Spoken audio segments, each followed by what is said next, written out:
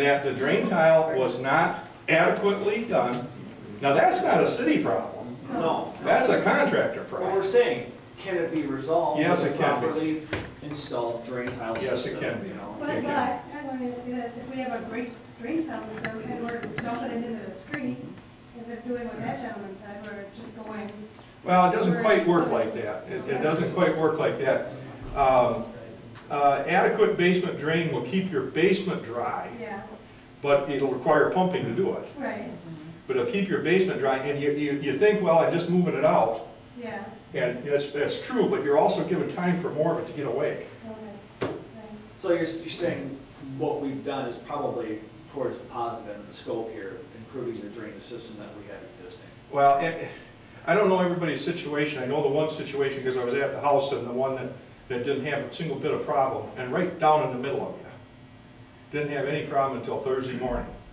I went in and looked in the drain tile, and I not involved, just happened to know, went and looked in the drain tile, and I said, I don't know, you only got one pipe coming in. Now, anybody that understands drain tile is supposed to go on the inside of your basement all the way around, then on the outside of your basement all the way around, and it's supposed to have bleeders through the footing to make it a connection.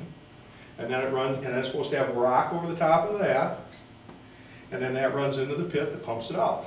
But I found it all out in a week. Okay.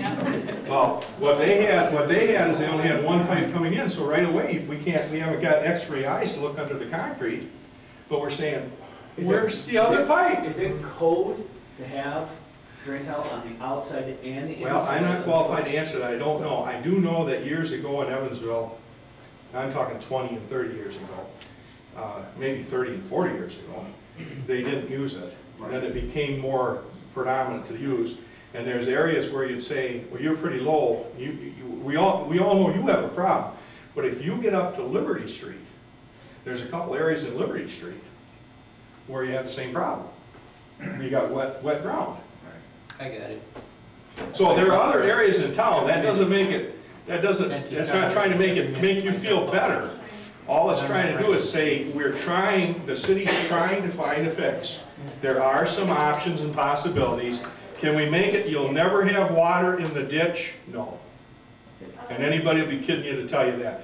Should we try to make it where you don't have water in your basement and the water moves as fast as possible? Yes. Now, Mason, I think that's a critical step right there in the building inspector's job, to check that before any of that gets covered up or covered in and buried. That would have stopped all that. Well, in defense of everybody now, here's what happens.